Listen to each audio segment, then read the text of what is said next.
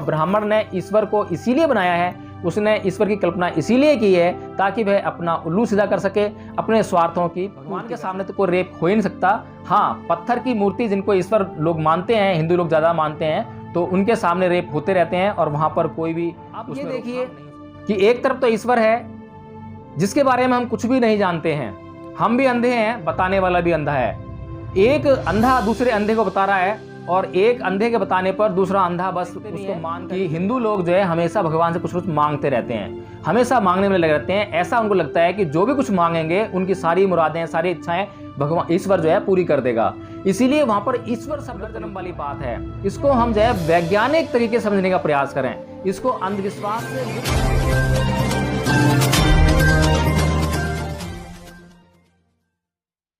जय भीम, नमो बुद्ध। साथियों, हमारे YouTube चैनल NB न्यूज़ 24/7 की एक रेगुलर व्यूअर हैं जिनका नाम है मिस सपना। मिस सपना के नाम से वो हमेशा पोस्ट डालती हैं और हर एक वीडियो को वो हमेशा देखती हैं और उस पर कमेंट ज़रूर करती हैं। और ये जींद हरियाणा से रहने वाली हैं और उन्होंने बहुत ही अच्छी तरह से वीडियो का विश्लेषण करती हैं और हर एक वीडियो का जब देखने के बाद उसका विश्लेषण करती हैं तो उस पर वह प्रश्न भी करती हैं। पुनर्जन्म के ऊपर एक वीडियो बनाया था तो उस पर उन्होंने बहुत बढ़िया सवाल, तर्कयुक्त सवाल किए हैं। तो मैं ये उचित समझता हूँ कि उनके सवालों का यथासंभव उचित जवाब दिया जाए। साथियों, सबसे पहले मैं चाहूँगा कि उनके सवाल क्या थे वो हम जान लें। उनका सवाल था कि अगला जन्म अच्छा जन्म मिलना चाहिए था, एक जन्म बुरा जन्म मिला तो अगला जन्म अच्छा मिलना चाहिए था, और याद भी होना चाहिए कि पिछले जन्म में क्या था और क्या नहीं। ये बात बिल्कुल ठीक है और इनकी जो सोच है बहुत बढ़िया है कि ऐसा होना चाहिए। लेकिन हम जानते हैं कई बार इसी जीवन में बहुत सारी घटनाओं की याददाश्त धूमिल हो जाती है या हमें भूल जाते हैं। आप पिछले 24 घंटे की बहुत सारी घटनाओं को याद करने का प्रयास कीजिए 24 घंटे बाद। अगर आप 24 घंटे बाद अपने पिछले 24 घंटे की घटनाओं को याद करने का प्रयास करते हैं तो उनमें भी बहुत ही मुख्य घटनाएं ही याद आ पाएंगी। इसका मतलब यह है कि वे घटनाएं जो आपके जीवन में कुछ अलग तरह का संस्कार छोड़ती हैं, बहुत प्रभाव डालती हैं आपके जीवन पे, आपके मस्तिष्क पर, वे घटनाएं ही आपको याद रह पाती हैं। इसी प्रकार से अगला जन्म और पिछला जन्म, इसके भी कई मायने हैं, इसको समझना पड़ेगा। एक तो यह है कि जो 4 महाभूत तत्व हैं उनका पुनर्जन्म, यानी कि 4 महाभूत तत्व कौन से हुए? अग्नि, जल, वायु और पृथ्वी। ये जो 4 महाभूत तत्व हैं, इन्हीं का जो है, इन्हीं के मिश्रण से, इन्हीं के संयोग से जीवन बनता है, यानी कि शरीर बनता है। और जब शरीर का अंत हो जाता है तो शरीर के ये चारों महाभूत तत्व जो है चारों महाभूतों में विलीन हो जाते हैं, मिल जाते हैं।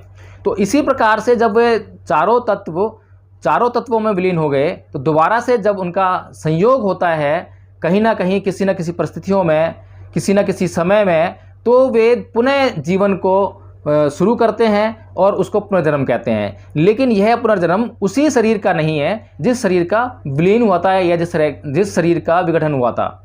यह शरीर जो है उस शरीर से बिल्कुल अलग है और उस शरीर के जैसा होने की संभावना उसमें ना के बराबर है, बिल्कुल भी नहीं है। जीवन जिसे हम कहते हैं वह जीवन 2 तत्वों से बनता है, नाम रूप, यानी कि एक तो मन और 4 महाभूत तत्व, इनसे मिलकर यह जीवन बनता है।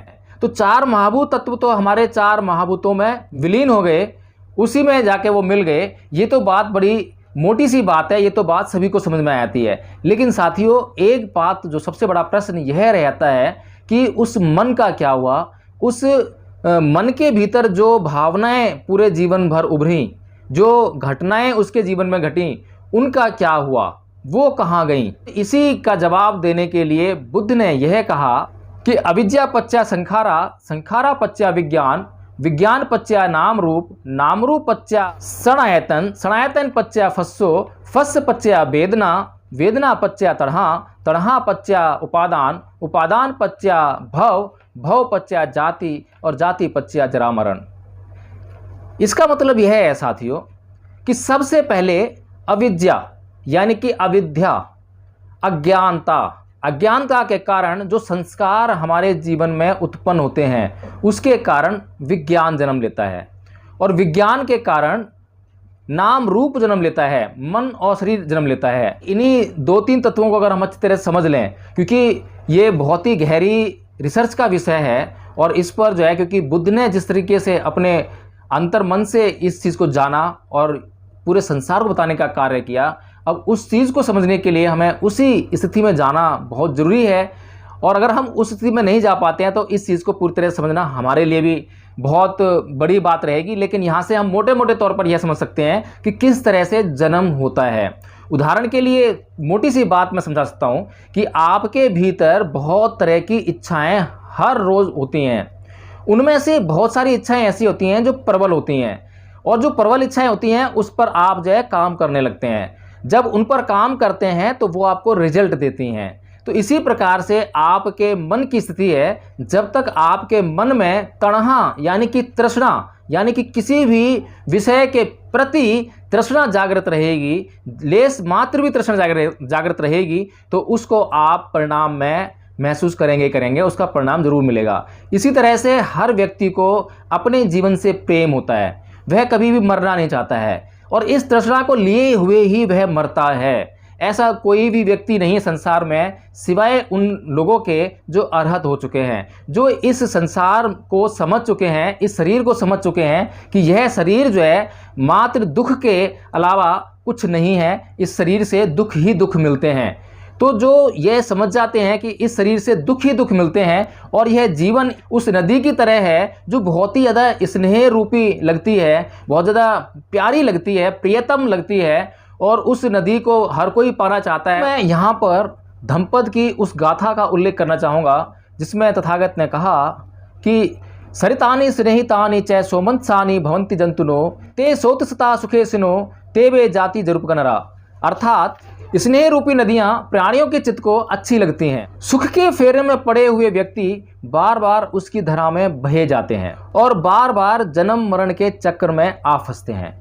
साथियों, यह धम्पद की गाथा बहुत ही महत्वपूर्ण है, और यह हमें इस बात का संकेत देती है कि जब तक व्यक्ति के मन में इस जीवन के प्रति तृष्णा है, इस जीवन के प्रति जरा सी भी आसक्ति है, तब तक वह इस जन्म और मरण के चक्र से छुटकारा नहीं पा सकता है। जबकि जो व्यक्ति भिक्खु बनता है तो उसका जो जीवन का उद्देश्य है वह निब्बान प्राप्त करना है, यानी निर्वाण प्राप्त करना। और निर्वाण प्राप्त करना मतलब सबसे पहले उसको इसी बात का ज्ञान होना बहुत ज़रूरी है कि यह जीवन से उसको छुटकारा पाना है, उसको दोबारा से जन्म नहीं लेना है, क्योंकि यह जीवन जो है दुख का ढेर है, यह दुख ही दुख है। तो साथियों, इस प्रकार से हम यह जानते हैं कि जो व्यक्ति मरता है वह व्यक्ति मरकर पुनः जीवित होता है, लेकिन किस तरीके से जीवित होता है उस प्रक्रिया को हम नहीं जानते हैं। लेकिन 4 महाभूत तत्वों से उसका पुनः संयोजन होता है, लेकिन उसी शरीर का संयोजन नहीं होता।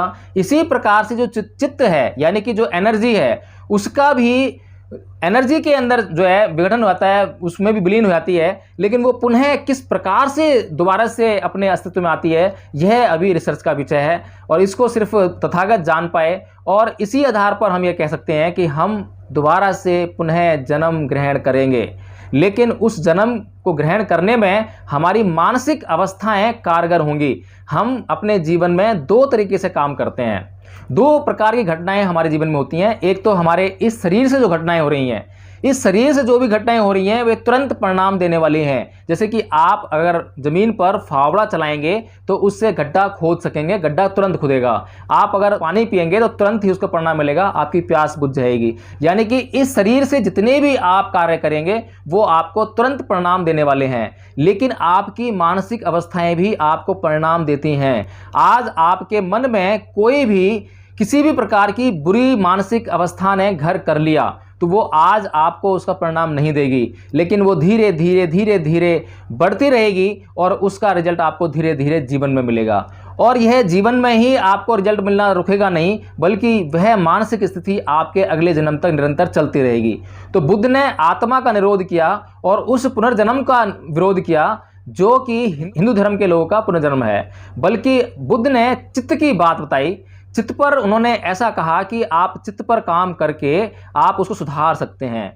ऐसा नहीं है कि आत्मा के बारे में जैसा कृष्ण जी ने गीता में कहा कि चित्त तो जो है अजर अमर है, वह अपरिवर्तनशील है, उस पर कुछ भी किसी भी प्रकार का प्रभाव नहीं पड़ता। लेकिन साथियों, बुद्ध ने हमें यह बताया कि चित्त पर आप अपने प्रयासों के द्वारा उसे सुधार सकते हैं।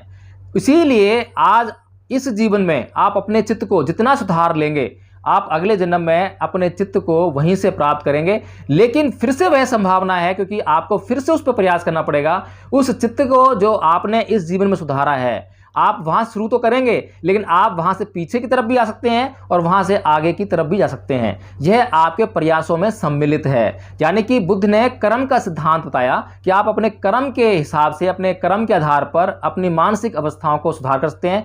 और यदि आपने अपनी मानसिक स्थितियों में सुधार कर लिया तो आप अपने जीवन में उन सभी चीज़ों को पा सकते हैं और उस सुख को पा सकते हैं जिससे कि आप अपनी गलत मानसिक स्थिति की वजह से दुख में पड़े जा रहे हैं।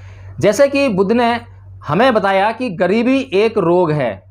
अगर गरीबी से हमें छुटकारा पाना है तो उसके लिए हमें सबसे ज़रूरी है कि हम परिश्रम करें, मेहनत करें और धन कमाएं। अब लेकिन एक व्यक्ति प्रमादी है और प्रमादी होने के कारण वह उद्यम नहीं करता है, परिश्रम नहीं करता है, तो वह अपनी गरीबी कैसे दूर कर सकता है। इसीलिए सबसे पहले उसको उद्यम करने के लिए, परिश्रम करने के लिए सबसे ज़रूरी बात जो है वो ये है कि वह अपने मन की स्थिति को सुधारे और अपने मन में जो उसके विचार यह आ रहा है कि वह आराम कर ले, उस विचार को त्यागे और दूसरे यह बात समझ कर कि उसके लिए परिश्रम जरूरी है, वह इस विचार को धारण करे कि वह आराम ना करके उस काम को करे, परिश्रम को करे, ताकि वह अपनी गरीबी को दूर कर सके। तो साथियों, ये जो मानसिक स्थितियां हैं, मानसिक स्थितियां हमें हमारे कर्म में परिणत होती दिखाई देती हैं, परिणत होती हैं, उसका परिणाम हमें मिलता है। इसीलिए बुद्ध ने दो बातें बताई हैं। एक तो जो आप इस शरीर से कर्म करते हैं और दूसरा आप जो मन में जो भावनाएं आपके आती हैं वो धीरे धीरे आपको किसी न किसी कर्म की ओर उन्मुख करती हैं। इसीलिए बुद्ध ने बहुत महत्वपूर्ण गाथा, पहली गाथा में यह कहा कि मनोपबंगमा धम्मा मनोसेठा मनोमया मनसा च पदुठेन भासती वा करोति वा तो नंग दुखमन वेत्ति चक्कंग वह भैतोपदंग। और इसको सुधारने के लिए बड़ी अच्छी देशना दी बुद्ध ने। उसमें यह कहा कि फंदनंग चपलंग चित्तंग दुरखंग दुनिवार्यंग उजुंग करोति मेधावी उसुकारो व तेजनंग।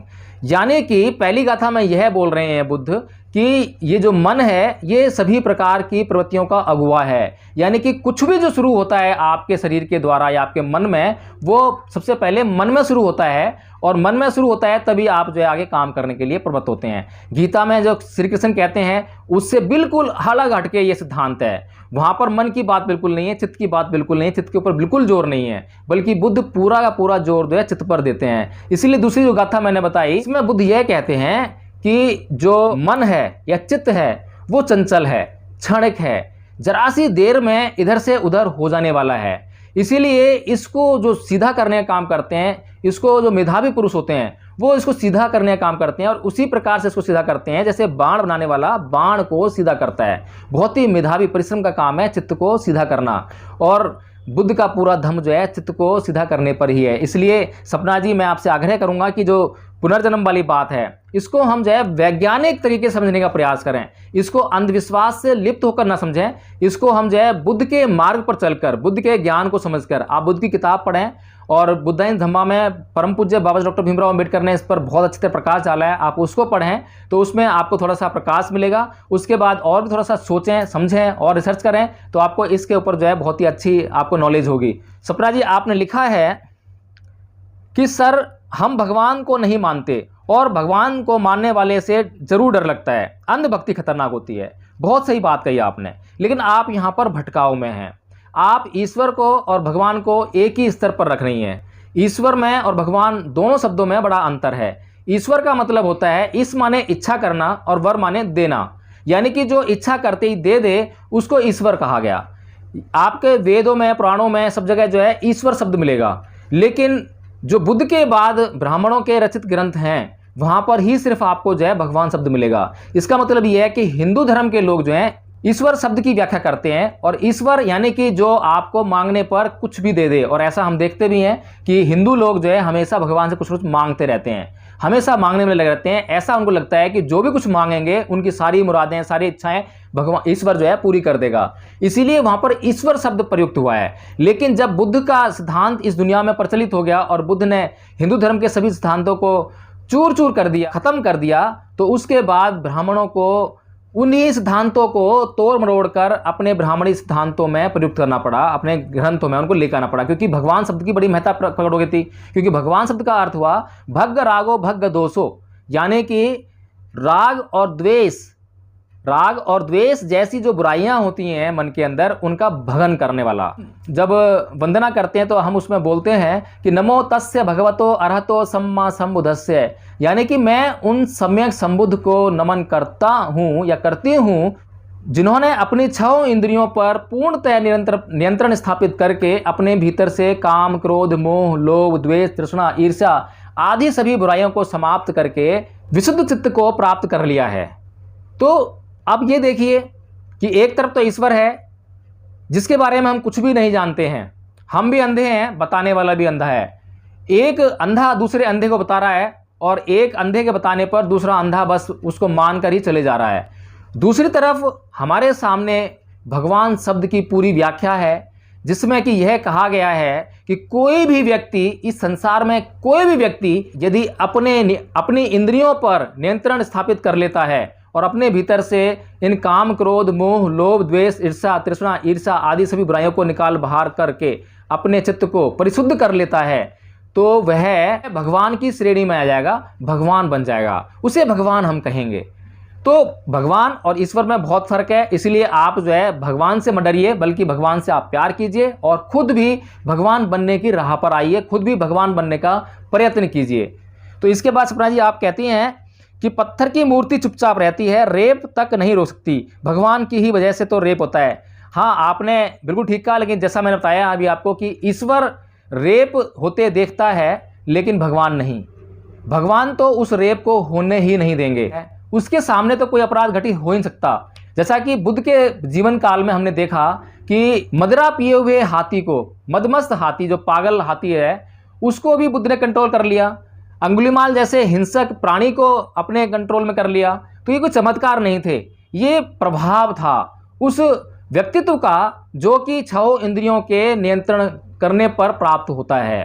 तो यह प्रभाव जो है कोई भी व्यक्ति प्राप्त कर सकता है, जिसके अंदर ये 6 इंद्रियों को आप नियंत्रण में कर लेंगे अपनी, उसके बाद अपने चित्त को परिशुद्ध कर लेंगे और उसके बाद आपके भीतर जो है मैत्री की भावना, करुणा की भावना पूरी तरह से आ जाएगी। और जब करुणा और मैत्री की भावना आपके भीतर अच्छी तरह से आ जाएगी, अच्छी तरह व्याप्त हो जाएगी, तो उसके बाद किसी भी, यानी संसार के किसी भी प्राणी को आपसे डर नहीं लगेगा।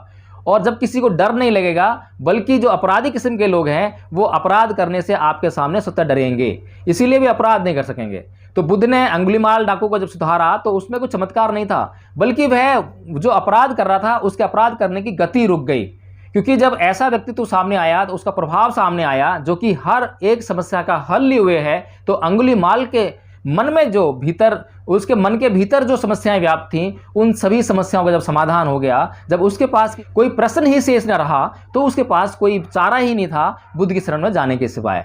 तो इसी प्रकार से जो जिनका चित्त परिशुद्ध हो जाता है, उनके सामने कोई अपराधी घटनाएं नहीं घटती हैं, ना अपराधी किसी घटना को कारित कर सकते हैं। तो इसीलिए भगवान के सामने तो कोई रेप हो ही नहीं सकता। हाँ, पत्थर की मूर्ति जिनको ईश्वर लोग मानते हैं, हिंदू लोग ज़्यादा मानते हैं, तो उनके सामने रेप होते रहते हैं और वहाँ पर कोई भी उसमें रोकथाम नहीं हो सकती है। इसके बाद आपने कहा है कि अगला जन्म पिछला जन्म होता ही नहीं, क्योंकि नया नया परिवर्तन होता रहता है। इंसान पहले कुछ और था, आज इंसान है और आगे क्या रहेगा ये तो वैज्ञानिक ही तलाशते हैं, कुछ टेक्नोलॉजी आएगी। बहुत बढ़िया, बहुत अच्छी बात आपने कही है। लेकिन अगला जन्म पिछला जन्म होता है और आप इसी जन्म में उसको महसूस कर सकते हैं, क्योंकि आप निरंतर अपने जीवन में परिवर्तन कर रहे हैं। आप जो बचपन में थे वो आप जवानी में नहीं है, और जो जवानी में होंगे वो बुढ़ापे में नहीं होंगे। तो ये भी जन्म है और ये इसी तरह से जन्म है जिस तरीके से आपका जो शरीर है वो सेल से बना है, और सेल्स हम जानते हैं, वैज्ञानिकों ने यह स्पष्ट कर दिया है कि प्रति क्षण आपके लाखों सेल्स मर रहे हैं और नए सेल्स बन रहे हैं। अगर प्रति क्षण आपके लाखों सेल्स मर रहे हैं और नए सेल्स बन रहे हैं, तो यानी कि आपका प्रतिपल आपका पुनर्जन्म हो रहा है। लेकिन ये चित्त जो है वही है जो बचपन में था, ये चित्त का विकास हो रहा है। आप पूरे जीवन में चित्त का ही विकास करते हैं, बाकी आपके शरीर का तो पुनर्जन्म होता ही रहता है। ये उसी तरीके से है जैसे कि दीपक की जो बाती होती है वो आपको जहाँ से शुरू होती है रात को और सुबह तक जलती रहती है, लेकिन सुबह जलती हुई बाती वही नहीं है जो रात को जल रही थी, लेकिन लॉ वही है, लॉ वही चलती जा रही है। जैसे कि बल्ब और बिजली, बल्ब चेंज कर देते हैं, बल्ब खराब हो जाए तो, लेकिन विद्युत वही रहती है। तो इसी प्रकार से हमारे शरीर में चित्त की अवस्थाएं बनी रहती हैं और जो कोशिकाएं हैं वो नष्ट होती हैं, फिर दोबारा बन जाती हैं, शरीर नष्ट हो जाता है, फिर दोबारा से बनेगा, लेकिन वो उसकी फॉर्मेशन अलग हो जाएगी, उसका रूप रंग बदल जाएगा, लेकिन चित्त जो है अपनी अवस्था में रहेगा, वह विकास करता रहेगा। और चित्त जब तक जन्म लेता रहेगा जब तक आपके भीतर जन्म के प्रति जरा सी भी लेस मात्र तृष्णा बाकी है। इसके बाद आपने लिखा है कि हाँ सच कहा, अगर भगवान है तो संघर्ष, फिर क्यों पढ़ना लिखना चाहिए, भगवान को तो सब कुछ बिना मांगे दे देना चाहिए, और भगवान ने दुनिया बनाई है थी तो कुछ और भी बना सकता था। बहुत बढ़िया, आपने बहुत ही ज़्यादा तार्किक प्रश्न किए हैं, और मैं ये समझता हूँ कि जो अब तो मैंने बात बताई है आपको, उससे आपको इनका जवाब मिल गया होगा। इसके बाद आपने लिखा है कि यह सब इंसान को उसके काम से भटकाने का षड्यंत्र है, ताकि इंसान अपना काम छोड़कर भगवान के पीछे ध्यान में मगन रहे, ताकि इंसान संघर्ष ना करे, पढ़े लिखे ना। बिल्कुल सही कह रहे हैं आप कि भगवान शब्द यूज मत करना, आपकी बार ईश्वर शब्द यूज करना, कि यह ईश्वरीय षड्यंत्र है। ईश्वरीय षड्यंत्र यानी कि ब्राह्मण का षड्यंत्र है, और ब्राह्मण ने ईश्वर को इसीलिए बनाया है, उसने ईश्वर की कल्पना इसीलिए की है ताकि वह अपना उल्लू सीधा कर सके, अपने स्वार्थों की पूर्ति कर सके। इसके बाद आपने लिखा है कि मैं अम्बेडकरवादी हूँ, सच्ची हूँ और जांच पर ही कह रही हूँ, अगला पिछला जन्म नहीं है। मैं मानता हूँ कि आप अम्बेडकरवादी हैं, लेकिन अम्बेडकरवादी सिर्फ आप जो है बुद्ध से पहले तक हैं। जब परम पूज्य बाबा डॉक्टर भीमराव अम्बेडकर ने 14 अक्टूबर 1956 को नागपुर की दीक्षा भूमि में बौद्ध धर्म ग्रहण कर लिया, तो आपको भी बौद्ध बन जाना चाहिए, बौद्ध धर्म को समझना चाहिए, बौद्ध धर्म के सिद्धांतों को समझना चाहिए। जब तक आप बौद्ध धर्म के सिद्धांतों को नहीं समझती हैं, जब तक आप उन पर टीका टिप्पणी नहीं कर पाएंगी, और जब तक आप पूरी अम्बेडकरवादी नहीं बन पाएंगी। अभी आप अम्बेडकरवादी तो हैं क्योंकि आप तर्क करने लगी हैं, आप पंडितों को, ब्राह्मणों के जो षड्यंत्र हैं उनको समझने लगी हैं, अपने दुश्मन की पहचान आपने कर ली है, इसलिए आप अम्बेडकरवादी हैं, इसमें कोई डाउट नहीं है। लेकिन आप जो है अब अम्बेडकरवादी यानी पूर्णतः अम्बेडकरवादी बनने की मार्ग पर हैं, और जब तक आप पूरे अम्बेडकरवादी नहीं बन सकती हैं, जब तक कि आप परम पूज्य बाबा डॉक्टर भीमराव अम्बेडकर के बताए हुए मार्ग पर चलकर बौद्ध धर्म को ग्रहण नहीं कर लेते हैं, उसको अच्छी तरह समझते नहीं हैं, उसका पूरी तरह अध्ययन नहीं करते हैं। इसके बाद आपने लिखा है कि अगर अगला पिछला जन्म है तो आबादी क्यों नहीं बढ़ती, मरने के बाद सब कुछ खत्म हो जाता है। बिल्कुल ठीक कहा है आपने, और मैं ये समझता हूँ कि इसका जवाब मैं अभी आपको नहीं देता, आप खुद चिंतन मनन कीजिए और कुछ और प्रश्न इस पे लेकर आइए, ताकि मैं भी उस पर सोचूं विचारूं और आपके लिए उन सवालों का जवाब ढूंढ कर लेकर आऊं, क्योंकि मैं भी निरंतर रिसर्च करता रहता हूं, सोचता रहता हूं, विचारता रहता हूं। मुझे अभी तक इतनी ज़्यादा पुस्तकें इस विषय में नहीं मिल पाई हैं जो इसमें पूरी तरह से मार्गदर्शन कर सकें, लेकिन क्योंकि मैं साइंस का स्टूडेंट नहीं हूँ, विज्ञान का छात्र नहीं हूँ, इसलिए मुझे बहुत ज़्यादा समस्या हो रही है। लेकिन विज्ञान, जो कि विज्ञान एटम्स की बात करता था पहले, उसके बाद प्रोटॉन्स और इलेक्ट्रॉन्स की उसमें एटम्स को तोड़ा उसने जो है, तो उसके बाद जो है जब हम प्रोटॉन्स और इलेक्ट्रॉन्स की बात करते हैं तो प्रोटॉन्स और इलेक्ट्रॉन्स क्या हैं। और अभी जो आप वायरस के, जब ये कोरोना वायरस फैला तो उसके बाद हमने जो है वायरस का अध्ययन करा कि वायरस होती क्या है। तो वायरस जो है लाइफ का जो सबसे शॉर्टेस्ट जो अंग है, जो हम कहते हैं कि मतलब जो सब शॉर्टेस्ट लाइफ है इस पूरी दुनिया में, जो है जहाँ से जीवन शुरू होता है, वायरस से ही जीवन शुरू होता है, वायरस में जीवन है। और प्रोटॉन और इलेक्ट्रॉन्स आप उसको अगर समझ लेंगे, मैं भी नहीं समझ पा रहा हूँ क्योंकि मैं साइंस का स्टूडेंट हूँ, लेकिन मेरी बड़ी रुचि है साइंस में, मैं समझना चाहता हूँ, और मुझे ऐसे साइंस के स्टूडेंट भी नहीं मिलते। मैंने कई स्टूडेंट्स पे बात की है, लेकिन वो अपने सिर्फ भौतिकवादी जो उनका दृष्टिकोण है वहीं तक सीमित हैं। उन्हें पढ़ाई पूरी करनी है, उसके बाद नौकरी करनी है, या उनको अपना प्रोफेशन करना है, उसके बाद उनकी रिसर्च जो है आगे नहीं बढ़ती है। इसीलिए अधिकतर छात्र जो है मेरे इन सवालों को जवाब नहीं दे पाते हैं। लेकिन मैं ढूंढ रहा हूं ऐसे लोगों को जो मुझे इस ओर जो है और अधिक मार्गदर्शन दे सकें, और मेरी जो रिसर्च है उसको जो है परिणति प्राप्त करा सकें। तो मैं समझता हूं कि मेरा वीडियो काफ़ी अच्छा लगा होगा आपको, और कुछ ना कुछ तो आपके दिमाग की जो उलझन थी वो सुलझन में बदली होगी, और कुछ ना कुछ सवालों का हल आपको जो है ज़रूर मिला होगा। और अगर आपको मेरा वीडियो ये पसंद आया है तो आप इसको लाइक करें और चैनल को सब्सक्राइब करें, और वीडियो को शेयर करना ना भूलें, क्योंकि हमारी ये जानकारी, हमारी ये बातें, हमारी ये चर्चा और लोगों तक भी पहुंचनी चाहिए। तो इसके बाद मैं आपसे विदा लेता हूं। जय भीम, नमो बुद्धाय। अपना चैनल, आपका चैनल, समाज का चैनल, देश का चैनल एनबी न्यूज 24/7 को आप लाइक करें, सब्सक्राइब करें और ज्यादा से ज्यादा इसकी वीडियो को शेयर करें, ताकि हर खबर को मैं आप तक आसानी से